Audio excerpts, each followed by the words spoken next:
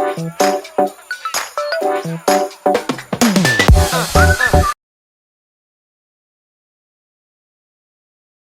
going through the June 2014 Csec Mathematics paper. Nice and easy. This is 2014. And just a reminder, the list of formulas is also right here. This is a list of formulas that if you don't remember something, you can always go back to, like to find volume, arc length, area of a sector, stuff like that, area of trapezium, quadratic formula, trigonometric ratios, area of a triangle. These are all some stuff that we need to always know. All right, nice. With that being said, let's look at the first question. It says, in standard form, 0.0325 is written as. Now, always remember to write it in standard form.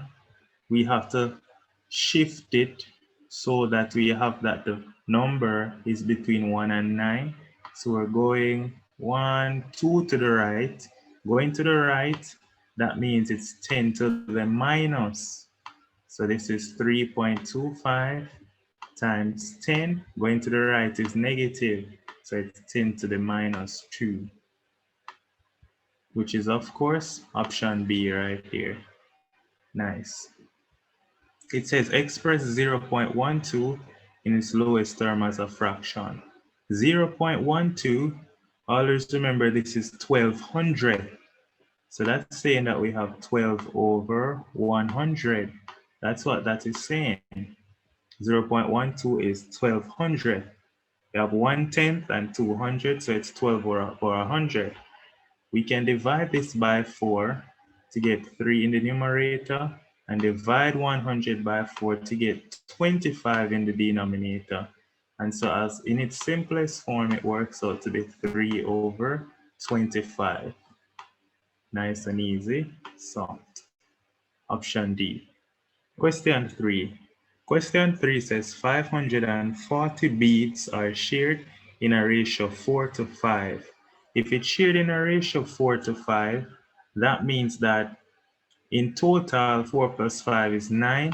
So one share is 4 over 9 and another share is 5 over 9.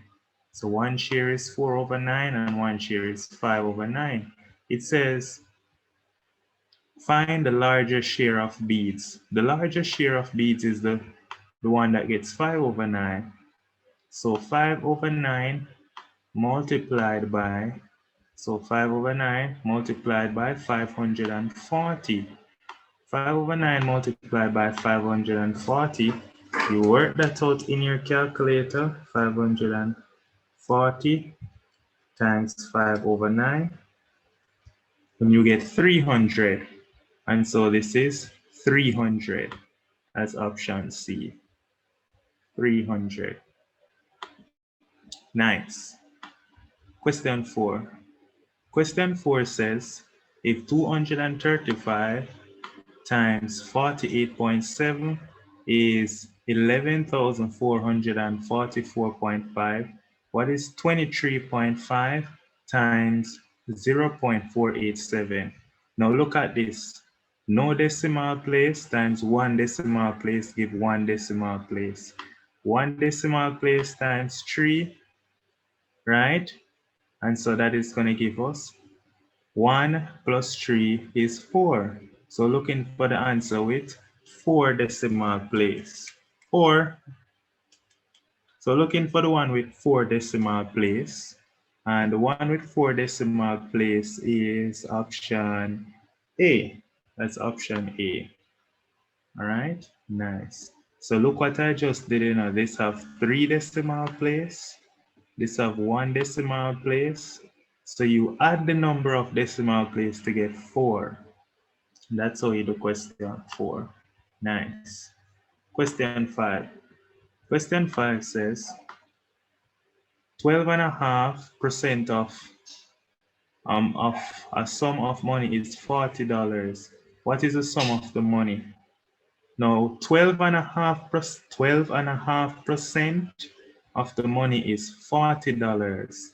Now I know that 12.5, so 12.5 as a percentage, as a decimal, that is 0.125. All right, so 0.125 of some money X is equal to 40. So how would you find X? You divide. So X is going to be equal to, X is equal to 40 divided by 12 and a half. 40 divided by 12 and a half. 40 divided by 0.125. Well, instead of dividing the fraction, I'm going to write it as 40 divided by 12.5 over 100. All right, instead of writing it as a decimal, I rewrote it as 40 divided by 12.5 over 100. 12.5 over 100 is still 0.125. So to do that division, this is just going to be 40 times.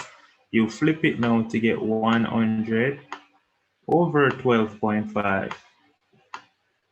Nice. And so that works out to be 40 times 100, that is 4,000. So we have 4,000. Let me see, 1, 2. Yeah. So that's what we have. We have 4,000, and then 4,000 is divided by 12.5. And 4,000 divided by 12.5 is 320. 320. All right. There's another way you could do this. You could say, well, if 12.5 times 8 would give you 100. And so what we're saying is, another way of doing it is saying if 12.5% is going to $40, then using simple proportion, then that means that 100% is going to X. But we notice that in this case, you would say 12.5 goes into 100% 8 times. So 40 times 8 would give you X, the unknown amount, which is 320. Next question. It says there are 40 students in a class. Girls make up 60% of the class. 25% of the class wear glasses. How many girls in the class wear glasses? So there are 40 students in the class, and there are 60% of the class are girls. If 60% of the class are girls, 60% times 40, 60%, remember, is 60 over 100, and 60 over 100 times 40, that's equal to this 0, cancels this 0, all right? And then we get 60 times 4 is 240, 240 over 10 is 24. So there are 24 girls in the class. And they said that 25% of the girls wear glasses. 25% then wear glasses, so it's 25 over 100 multiplied by the amount of girls in the class, which is 24. And so when you work that out, 25 into itself goes 1, 25 into 100 goes 4. Then you have 24 over 4, that is going to be 6. So there are 6 girls in a class that wears glasses. It says find the next term in the sequence. You add 5, 1, 6, 13, 22, 33. It is clear we add 5, then we add 7, then we add 9, then we add 11. So next we're going to do is add 13. We're going to add 13 next to make it become 46. Okay, adding 2 more each time. So 5, then 7, then 9, then 11, then 13. So when you add 13, that is 46. It says, what is the value of the two in the number 48.621. This 2 right here is in the 100th column. So it's 2 over 100. That's the value of 2 in that number. Nice. Continuing now, it says, what is the square root of 181? Now look at this. I know that the square root of 169 is equal to 13. We should know this. The square root of 169 is 13, and the square root of 196 is 14. All right, nice. So what does that mean? That means the square root of 181 will be between 13 and 14. That's option A. It says by distributive law, what does this work out to be? Now by distributive law, right, you have 49 times 17 plus 49 times 3. All right, so look how I'm going to rewrite this. So by distributive property, you could factor out the 49. Think of it like this way. You have 49 times 17. Look at it this way. 49 times 17. A bracket mean times plus 49 bracket 3. Now, by distributive law, you can factor out the 49. Factoring out 49, you're left back with inside this bracket 17 plus 3. But 17 plus 3 is 20. And so by distributive law, this is 49 times 20, which is option D, soft. That takes care of the first 10 questions. So easy. All right. Question 11. Question 11 says, which of the following set is defined by, it says x is an element of integer between -2 and 4. So we need integers from -2 to 4. So we need -2, -1, 0, 1, 2, 3, and 4. That is this set. Easy. So it said, what does the region represent in this Venn diagram? The region represents everywhere outside of P. So this is P complement. All right, it represents everywhere outside of P. So it is P complement. Easy. Question 13. It says in the Venn diagram, H is used for who play hockey, V is for who plays volleyball, and U is the universal set, who plays games. It says the number of students in the set is indicated. It says how many students do not play volleyball? Well, these 5 persons don't play volleyball right here, and these 3 persons don't play volleyball. And so add them together and so 8 persons don't play volleyball. Easy question. Soft. Remember what it said. Not. Who do not. If it asks who play volleyball, 6 students play volleyball. Nice. Now right here says if Q is equal to ABC, how many subsets can we obtain from set Q? Now there are 8 subsets. 8 subsets, it's 2 to the n, and so it's 2 cubed. So we can obtain 8 subsets.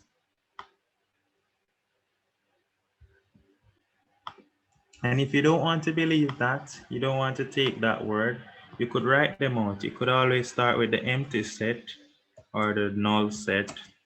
All right, then you could have set A, then you could have B, then you could have C.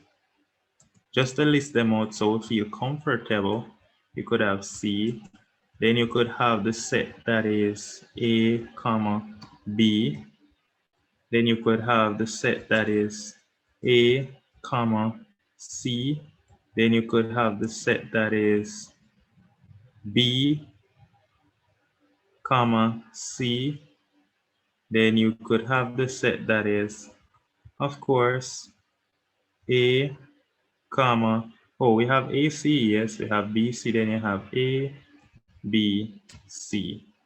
These are all the possible subsets. So we have the null set A, B, C, A, B, A, C, B, C, and A, B, C. That is 1, 2, 3, 4, 5, 6, 7, 8. Here it is, 2 cube. Nice. It says address, which costs $180, is being sold at a discount of 10%. The amount of discount is, the discount is 10% of 180. 10% of 180 will give you the discount. So it's 10 over 100, 10 over 100 multiplied by 180. That will give you the amount of discount. So this 0 cancels this 0, and this 0 cancels this 0. 1 times 18 is just 18. This is 18, option C, soft. Nice. Going around here. Question 16. It says an article is bought for $125 and sold for $75. It says the profit as a percentage of the cost price was. Well, first thing, let's find the profit. Let's call the profit P. The profit P is equal to selling price minus the cost price, which is 175 minus 125, which equals to 50. All right, so the profit is $50. And so the percentage profit is going to be 50 divided by 125 multiplied by 100. That will give us the percentage profit. And 50 over 125 is 50 divided by 125. And we multiply that by 100. Well, to simplify it, many persons might say, 5 into this goes 10 times. 5 into this goes 5 into that goes 2, 5. Then 25 into itself 1. 25 into 100, 4. 10 times 4 is 40. And so this is 40% profit B. All right. Now right here it says if 1 TT dollars is equivalent to 1 USD, then what is 15 TT dollars? Well, it tells us that 6 TT dollars, so 6 TT dollars, $6 in Trinidad and Tobago is $1 in the United States, it's $1 in US. And so to find out what is 15 TT, all right? And so 15 TT is equal to, we don't know how many US, we can call it X. Now we learned in primary school, we can cross multiply primary and prep school. So by cross multiplying, then that means that 6X is equal to 15. And so X is 15 over 6. So X works out to be 15 over 6. And 15 divided by 6, that works out to be 2.5. 2.5. And so that means the 2.5 US dollars is equivalent to 15 TT dollars. Nice. It says a dinner at a restaurant was advertised at $60 plus 18% tax. What is the total bill? Now that is crazy. 18% tax, that is way too much. But 18%, so first thing, that means that you're paying, if you're paying 18%, the total bill is going to be 118 over 100, because they're really paying 118% multiplied by 60.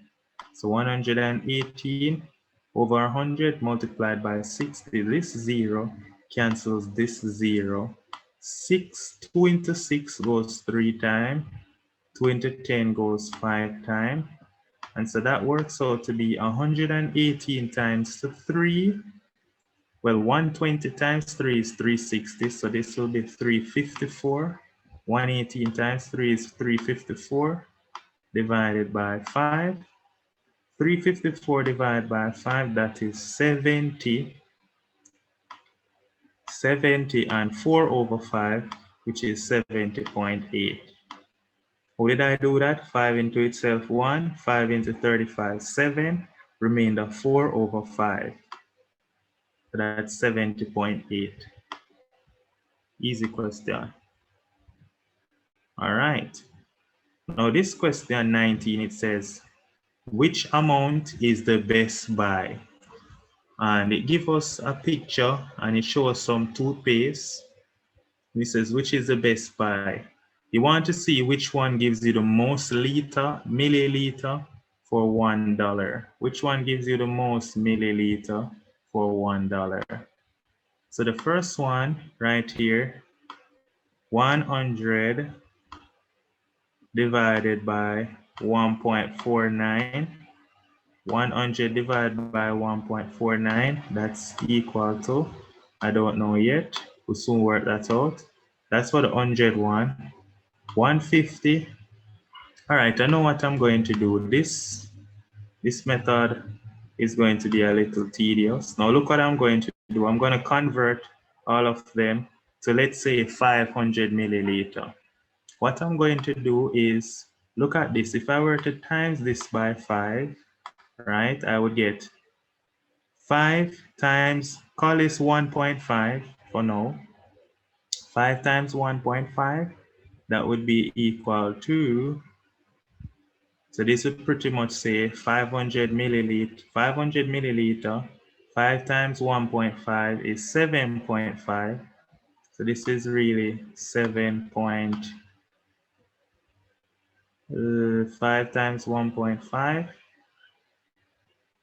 That's 3 over 2. What's 3 over 2 times 5? 3 over 2 times 5, just to be safe. Yeah, that's 7.5. So this is really 7.45. What I did was multiply it by 5. What I'm doing is I'm going to convert everything to 500 milliliter.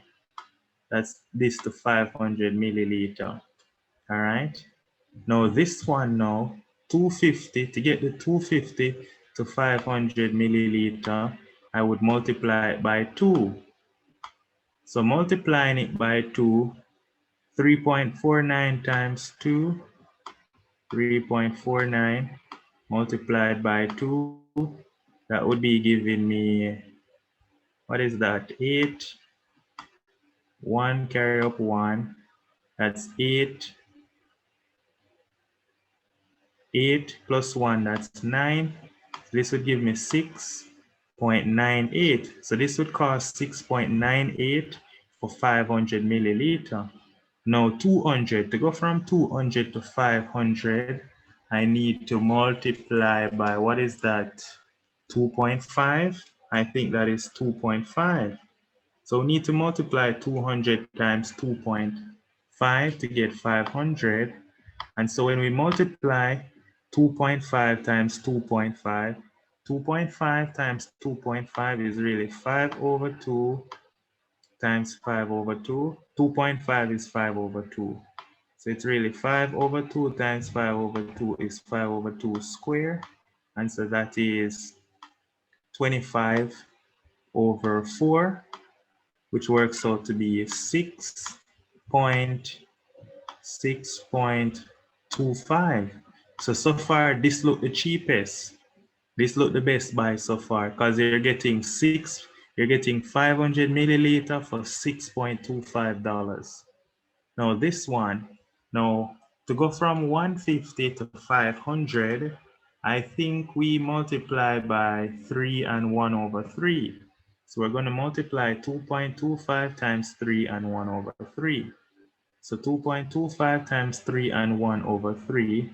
This question, 2.25, remember, is 9 over 4. And 3 and 1 over 3 is 3 and 1 over 3. I like to write 3 and 1 over 3 as 10 over 3. So 2 into this, 2 times, 2 into this, 5 times. And so 9 times 5 is 45. So that's 45 over 2 times 3 is 6. And 45 over 6 is 7 point something. That's 7.5. 7.5. So the cheapest one is this. This is the best buy. This is the best buy. Because if you convert all of them to 500 milliliter, you realize that this is the cheapest you would pay. 6.98 for 500 milliliter. So this is the best buy. This is your best buy. Option C. Nice. All right, question 20. Question 20 says, John invested $200 for 3 years at 5% per annum. Not John, Mary. Mary invested $200 for 3 years at 500% per annum. John invested $300 at the same rate. If both invested the same amount of money in simple interest, for how many years did John invest? It said John invested $300 at the same rate. Mary invested $200 for 3 years at 5% per year, and John invested $300. So he invested more than Mary. He invested $100 more than Mary at the same rate, 5%.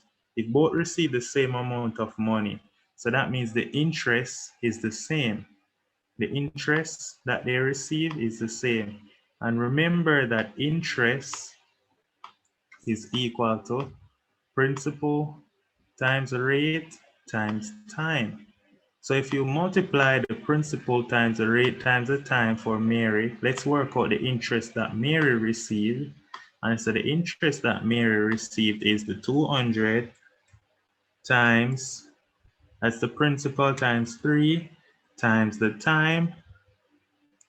The time is 3 years, and the rate is 0.05. So we multiply all of those to get her interest. Remember, 0.05 is actually 1 over 20. 1 over 20 times 3 is 3 over 20. 3 over 20 times 200 is the same as 200 over 20 times 3, and that works out to be 30. All right, take some practice to get there, but over time you practice, you'll be able to work these out in your head too. So the interest is $30. Since the interest for Mary is $30 and John received the same amount of interest, then 30 for John is equal to the principal. John's principal is 300 times the time, we don't know the time, t, times, and he invested at the same rate as well, which is 0.05. Now, 300 times 0.05 is 1 over 20 times 300. 300 over 20 is 15. And so what we're getting then is 30 is equal to 15t. And then we divide both sides by 15. And so what we're getting is t is equal to 2. So that means that John invested for 2 years. Nice. Now it says a salesman is paid 5% of his sales as commission. His sales for last month was 2020. How much was he paid? So he's only paid 5%. Oh gosh. And so we work out 5% of that 2020, because that's all he's paid, 5% of his commission. And so what we're going to get is 5 into this 1, 5 into this 20, 20 into itself 1, 20 into 21, 20 can't go into 2, carry up that, 20 into 21. So 1 times 101 is 101. So he's only paid $101. Nice. Nice. This question now, 22. It says if the simple interest on $900 for 3 years is 108, what is the rate? Now, the simple interest. So simple interest, so it is telling us then that simple interest, he wants us to find the rate. All right, so the simple interest, 900, is equal to principal. Oh no, it says the simple interest is 108. The principal is 900. The time is 3 years times the rate. We can call the rate R. So we need to find out what R is. To find out what R is, 900 times 3 is 2,700. And so R is equal to 108 over 2,700. That will give you the rate as a decimal. Remember, this is as a decimal. So you need to multiply it by 100 to get it as a percentage.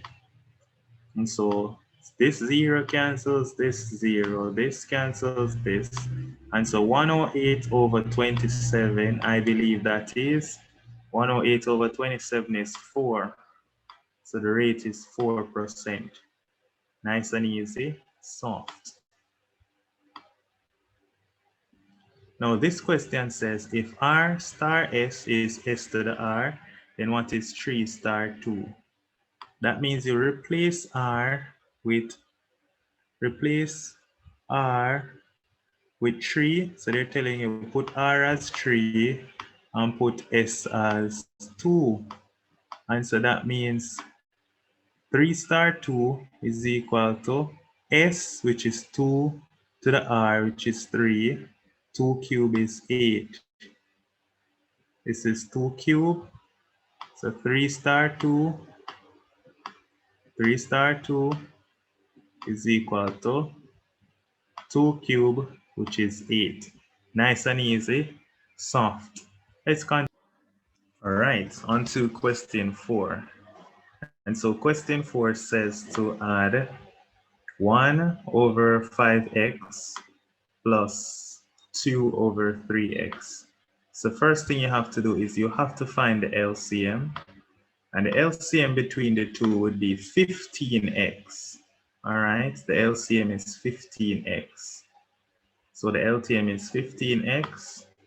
That would be the LCM, 15x. And then 5x into 15x goes 3 times. 3 times 1 is 3. So you get 3 plus 3x into 15x goes 5 times. Then 5 times 2 is 10.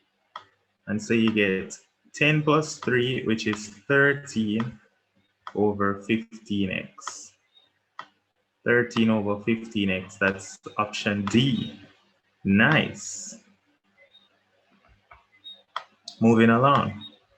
Question 25, it says if P divided by is 20, what is P? Now, clearly P is 100. We know that 100 divided by 5 is 20. So now P is equal to 100. 100 over 5 is 20. But which one is 100 over 5? That's this, 20 times 5. Right? Really and truly just cross multiply. That's option D. Nice. Now here's a little bit of substituting. It says that x is minus 2, y is 3, t is 2. What is x over y to the t?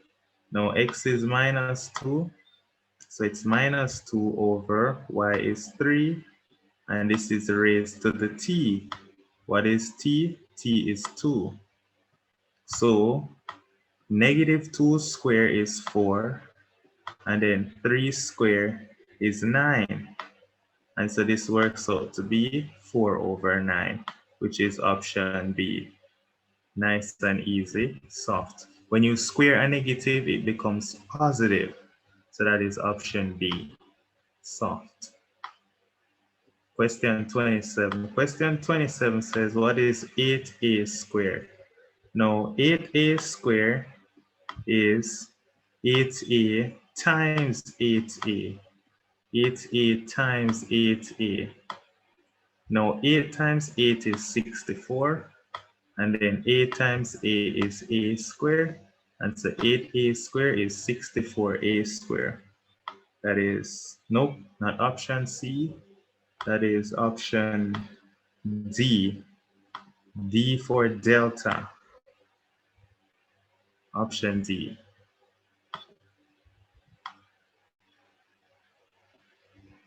Nice. Now question 28. Question 28 says 5 times 2x minus 1 is 35. What is x? So expand this bracket. 5 times 2x is 10x. So we get 10x minus 5 is equal to 35. So we add 5 to both sides to get 10x equal 40. Then we divide both sides by 10. And so x is equal to 4. That is it. X equal 4. That looks like option D. You can try it now. 2 times 4 is 8. 8 minus 1 is 7. 7 times 5 is 35. And so x is 4. Nice. Now for this question, it says, find the range of values for x. So first thing we have to do is subtract 3 from both sides to get 2x is greater than or equal to 9 minus 3 is 6. Then we divide both sides by 2 to get x is greater than or equal to 3. That looks like option B. Nice and easy. So, question 30. Question 30 says, if A is 3 and AB is 6, then what is A squared minus B? A squared minus B squared. Well, first thing we need to do is you can find out what is B, because if A is 3, then what that means is substitute A for 3 right here. So that means that 3B is equal to 6. And if 3B is equal to 6, then B is equal to 2. And if B is equal to 2, A squared is going to be 3 squared minus B is now 2, so it's 2 squared. And so that is 9 minus 4. 9 minus 4 is 5, which is option C. Nice and easy, soft. Question 31. We're finally halfway. It says that when 6 is added to a number, say add 6 to some number, let's call it x, and they said that this sum is divided by 3. So divide this by 3, the result is 4. And so which one represents this statement? That has to be option A. Nice and easy, soft. These questions are so yummy. Question 32. Question 32 says the figure above not drawn to scale shows a sector of a circle, and it says the length of the minor arc is 8 centimeters.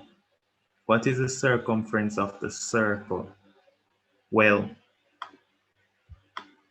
if the length of the arc is 8, this right here they're telling you the length of the arc, minor arc PQ is 8. Now look at this, this is 60 degrees, but a circle have 360 degrees, don't it? 360.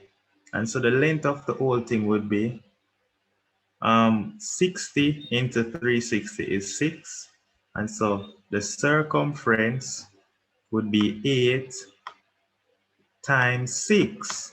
You want to know how I generate 6? Because there's 6 more minor sector to make it a full circle.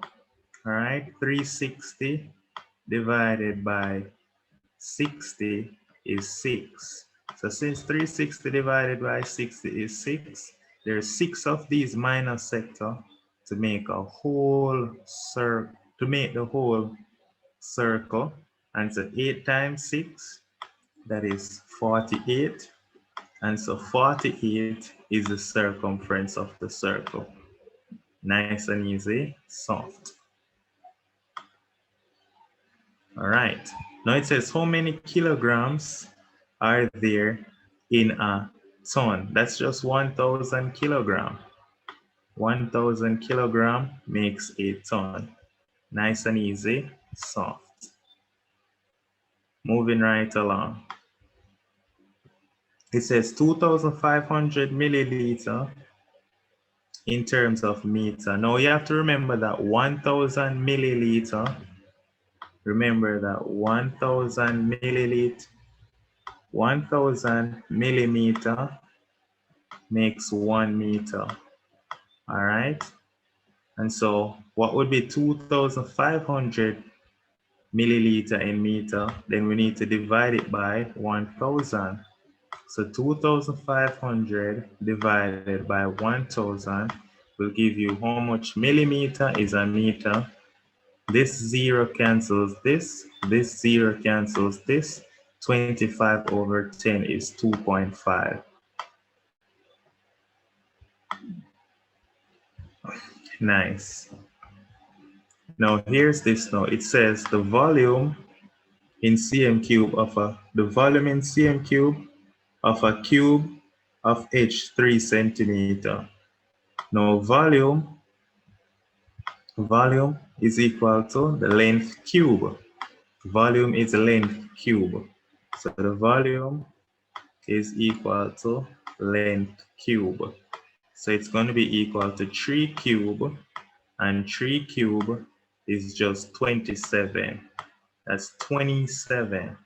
So that's the volume, 27 centimeters cube. That's option C. Soft. Okay, moving right along. It says that which of the following statement is true about the perimeters of the figures A and B?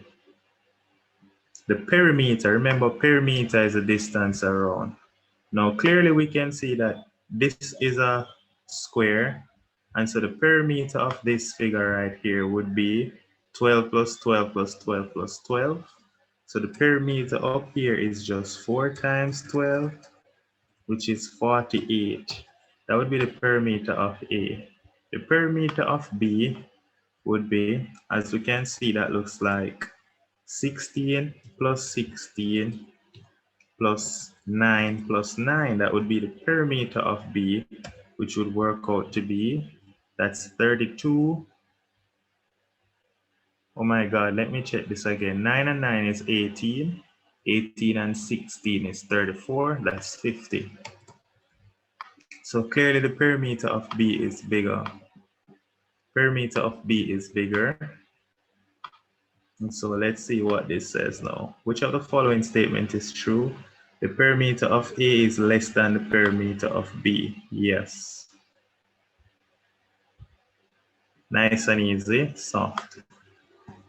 It says a man started a journey at 9:30 in the morning and arrived at his destination at 1:30 on the same day. So that's about 10:30, 11:30, 12:30, 1:30. So it took him 4 hours to reach his destination. If his average speed was 30 kilometers, then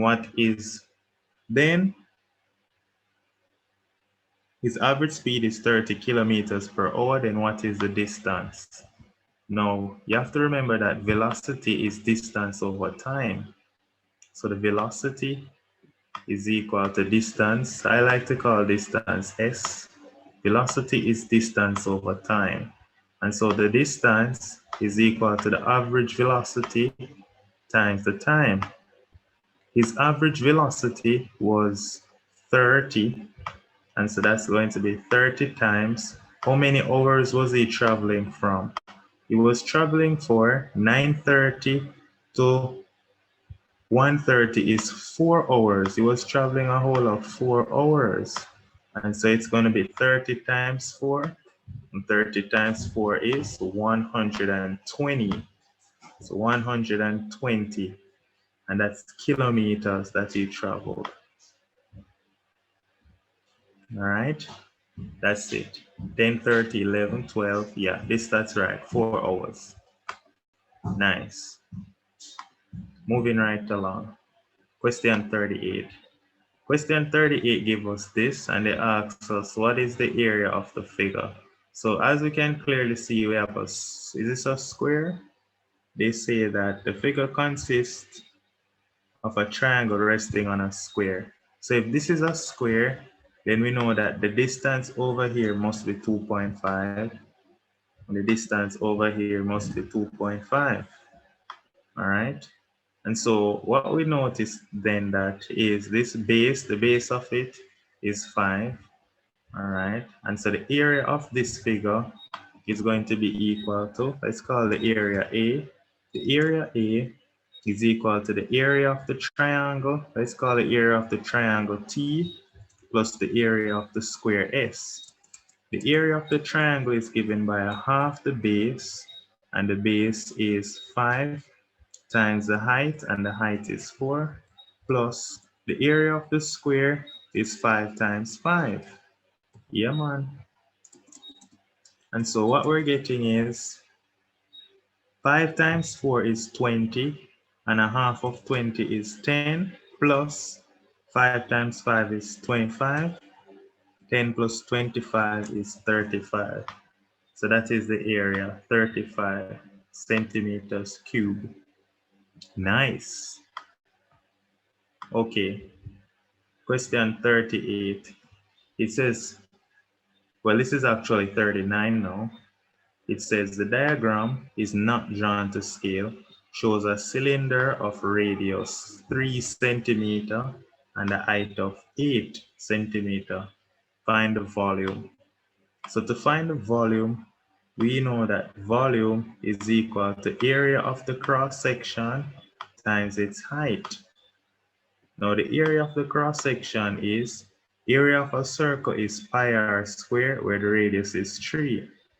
So it's going to be pi times r, which is 3. So it's pi times 3 squared times the height of 8. Now 3 squared is 9. 9 times 8 is 72.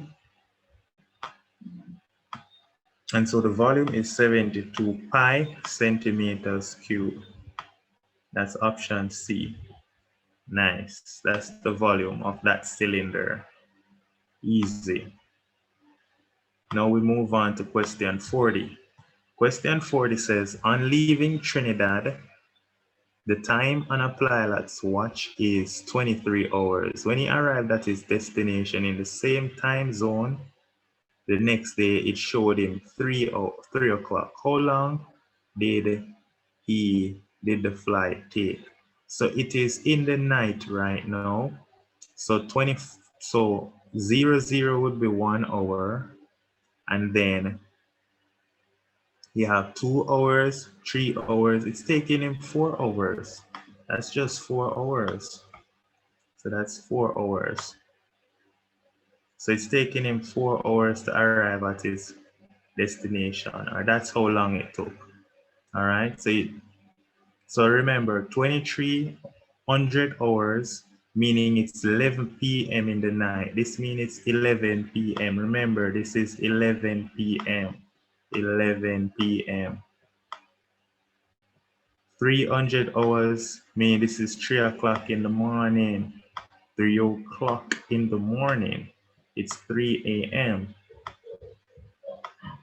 All right. So from 11 p.m. to 3 a.m. is 4 hours. All right. A lot of us have to do this. We go to bed at 11 and wake up 3 a.m. to study. Now, question 41, it says, this right here gives us some information. It asks us for the mode. The mode is which one repeat more than once. As you can see, 18 and 18 right here. And so the mode is 18. That's the mode. The mode is 18. All right, mode is which one occurs most frequently. That is mode. Soft. Question 42. Question 42 gives us a bar chart, and it shows the ages of children who took part in a survey. 3 children took part right here, 3. 5 children took part, well, this is 4 actually. This is 4. 4 children took part right here. How many is right here? This is 2. This right here is 5. This right here is 1. So 3 and 4 is 7, and 2 is 9, and 5 is 14, and 1 is 15. So 15 students took part in the survey. Nice. On to question 43. It says in a class of 20 students, 13 are girls. What is the probability that a student chosen at random is a boy? If there are 20 girls, then there are 8 boys. There are 8 boys, and so the probability of choosing a boy is 8 over 20. Nice. Easy. Soft. Question 44. Question 44 says, the pie chart below, drawn to scale, shows how many students use 12 hours in studying English, maths, French, and geography. Whoa, English is getting a big portion right here. And it says, the amount of time spent on mathematics is approximately, well, if you're to look at it evenly, if you're to look at this right here, this is a quarter, all right? This is 90 degrees. This is 90 degrees, all right? And so the time spent on mathematics would be, that is 90 degrees over 360 multiplied by 12, because there's 12 hours. And 90 over 360 is a quarter. This 0 cancels this. 9 into this goes 1. 9 into this goes 4. 12 over 4 is 3. So approximately 3 hours is spent doing mathematics. Moving right along. It says each of the letters of the word chance is written on a slip of paper similar in size and shape. The slips of the paper are being placed in a bag. What is the probability of drawing the letter C?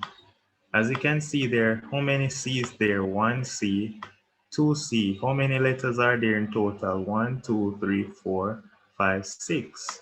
So there are 6 letters and there are 2 C's. So the chance of getting a C is 2 over 3. But 2 over 3, 2 over 6 can simplify to be 1 over 3. And so the chance of getting a 3 is a third. Nice and easy. Soft. Too easy. This is fun stuff. Now this question says, which of the following represents a function? To determine if it's a function, you use what's known as a vertical line test. So you use a vertical line test to detect. If you detect more than one point of intersection, then using the vertical line test, as you can see, is this a point right here? This diagram is not so clear. Let me go down and look at the others to make an assumption. Okay. All right, so option A is the function. All right, use a vertical line test to determine if there's a function. Now, as you can see, this is not a function because you can see that 2x value goes to the same y value. All right, so this is the same x value going to 2 different y values. All right, so it's not a function. Each element in the domain must map to only one element in the range. So let's say this was maybe x being 5. Then what we're seeing is 5 being mapped to y is 0, and also x being 5 and mapping to y as 1, 2, 3, 4, 5. So y, if x is being mapped to 0 and x is being mapped to 5, so it's not a function. Part C, not a function, because 5 is being mapped to, x being 5 is mapped to a lot of stuff. The only one that's a function is option A, using the vertical line test. Nice. Question 46. Oh, that was 46, so 47.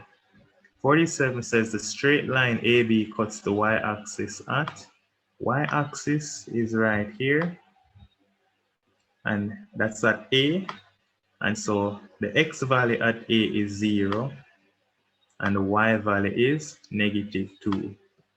And so AB is 0, -2. That's option D, soft. All right, now question 48 says, find the gradient of the line AB. Now to find the gradient of the line AB, remember gradient is y2 minus y1 over x2 minus x1. First thing is B is the point. I'm just writing down what B is. B has coordinates, x is 6 and y is 3. To write down the coordinates of B. Write down the coordinates of A right here. X is 2 and y is 1. All right. And so that means that the gradient, I like to call gradient M, the gradient is equal to y2 of 3 minus y1, 1 over x2, which is 6, minus x1, which is 2. So 3 minus 1 is 2, 6 minus 2 is 4, and so you get 2 over 4, and 2 over 4 is a half. That is it. 2 over 4 is a half. Nice and easy. That is it. 2 over 4 is a half. And so that is the gradient. That's B.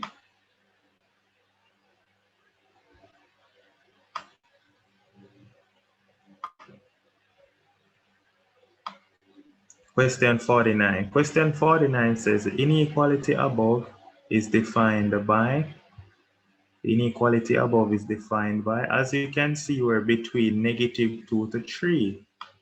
But we're not including, when you see the white holes, then that means that 2 and -3 are not included. Since it is not included, then which one doesn't include it? That's option D. Easy. Right here they're asking now, question 50, f of x is 2x squared minus 1. Then what is f of 3?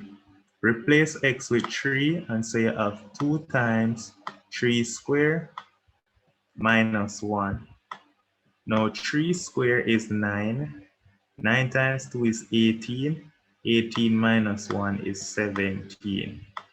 So f of 3 is 17. Nice and easy, soft, which is C. Moving right along. Question 51. What is the gradient of the straight line? To find the gradient, you have to put it in the form. Always remember to find the gradient, you put it in the form y equal mx plus c. And the gradient is m. So in order to get it in that form, we have to divide this by 2. We have to divide both sides by 2. Dividing both sides by 2, what are we going to get? Now we're going to get y is equal to -3 over 2x. So y is -3 over 2x. And then -8 divided by 2 is -4. So the gradient is -3 over 2. Nice and easy, easy, easy, soft. No issues. Question 52. Question 52 says, it refers to a diagram below of a construction, and it has center A with center A and the arc BC as shown, with the center B and the same radiuses. The arc PCQ is drawn. It says, what is the measure of angle BAC? Angle BAC. Angle BAC is this angle right here. BAC, let's call it theta. This is the angle. Angle BAC is theta. Now listen what this says. It says with center A, it says it's drawn with the same radius. What does that mean? It tells us that pretty much they're telling you that AB is the same distance as AC. That's what they're telling you clearly. AB is the same distance as AC. All right, because how do I know that? Same radius. Radius. So this right here, if this is R, then this is also R. An arc BC is drawn with center B and the same radius. The arc PCQ. All right, so this distance is also R. And they want to find this angle. So what would be the measure of this angle? Since this distance and this distance form a radius, then this angle is 60 degrees. This angle is 60 degrees. All right, this angle is 60 degrees. That's it. Once you draw it with the same radius, then that angle is 60 degrees. So that's it, nice and easy, soft. All right. Moving right along.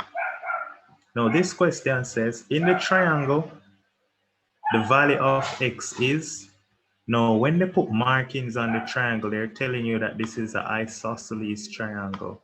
So this is an isosceles triangle, isosceles.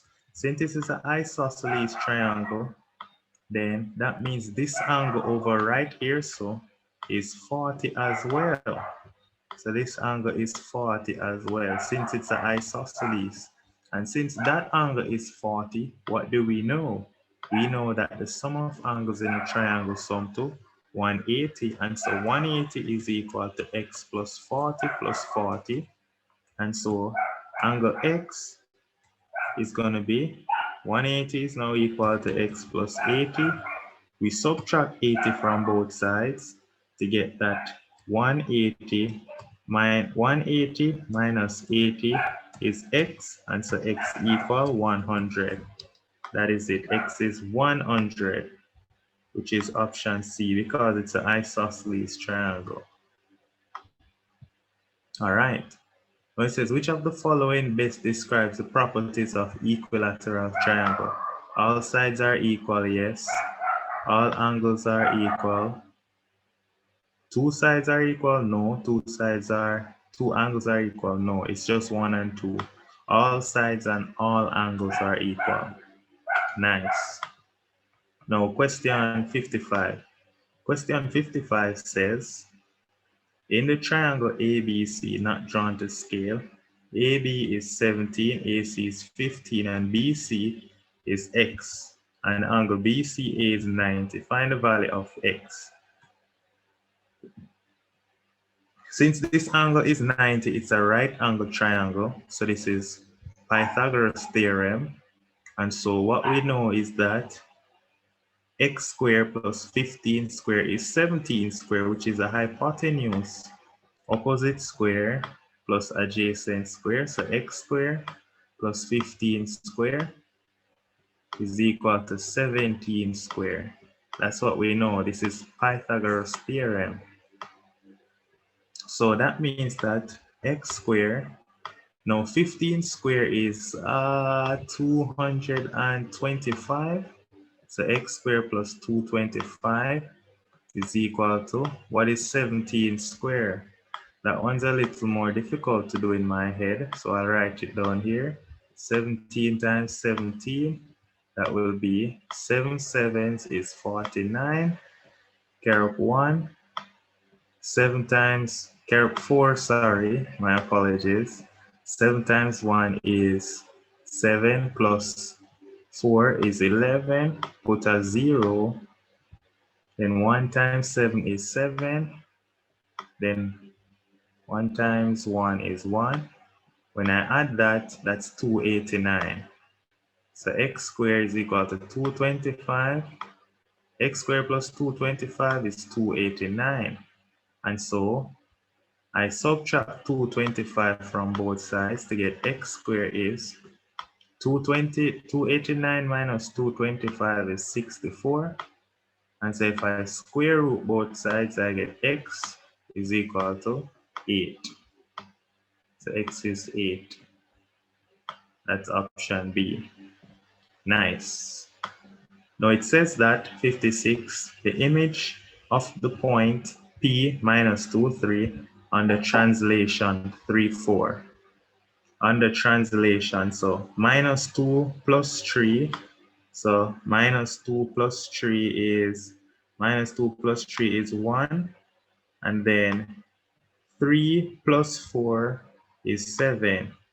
So the new point is going to be 1, 7. That's 1, 7. Nice and easy, soft. Question 57. It says, in a right angle triangle, which trigonometric ratio is 4/8? Now, as you can see right here, BA is the adjacent. Then this right here is the opposite, and 8 is the hypotenuse. Which one is 4/8? Is opposite over hypotenuse, which is the sine of x. So the sine of x is equal to the opposite of 4,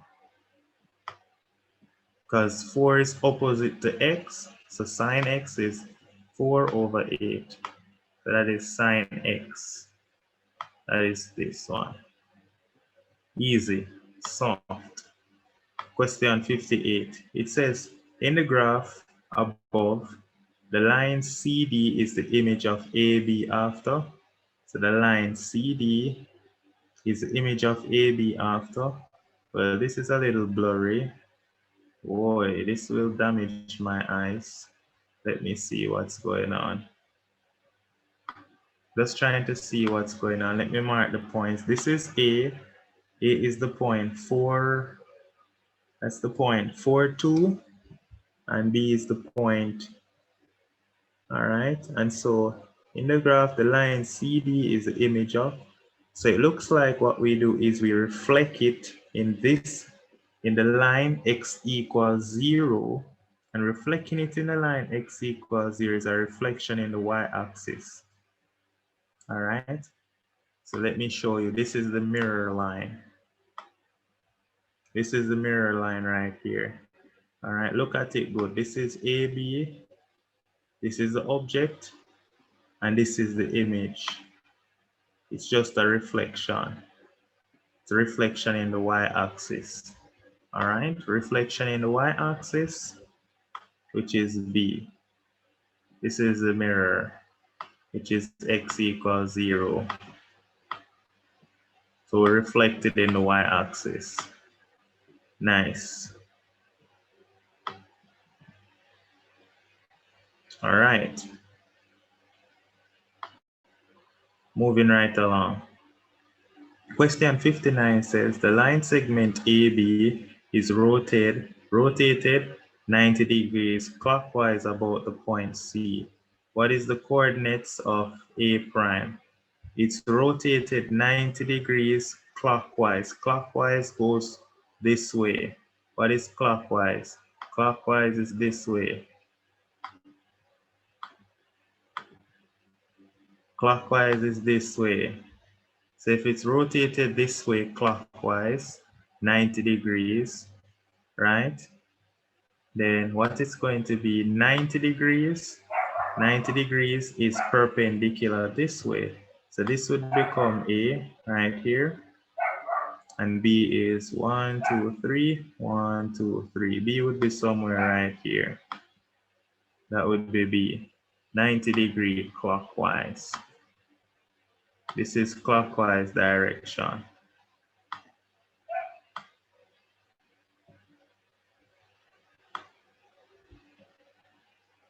To make it accurate. And so the coordinates of A prime, which would be this right here, this would be A prime, this would be A prime.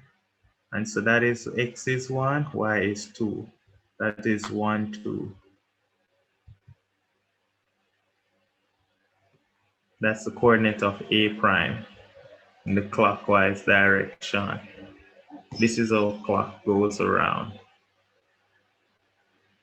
Nice. Question 60, it says, in a triangle ABC, angle A is x, angle B is 2x. What is the size of angle C? So you can just draw one triangle and picture what they must say. It's always good when you draw a triangle and just put down what they're saying. They say you have one angle right here is x, and they say the other angle maybe right here is 2x. Do you want to know what is this third angle right here? We don't know. This angle we don't know. Now what we do know is that let's call this angle y. If we call this angle y, then what we know is that x plus 2x plus y is equal to 180. And then x plus 2x is 3x, so 3x plus y is 180. And then what can we do? We can subtract 3x from both sides to get y is 180 minus 3x. And so that is the unknown angle, 180 minus 3x. Option D. And that takes care of this paper. This is 2014. Stay tuned for more, and I wish you all the best prepping for your mathematics exam. Csec Maths, nice and easy. Write this. Soft with a capital T. Soft. See you soon.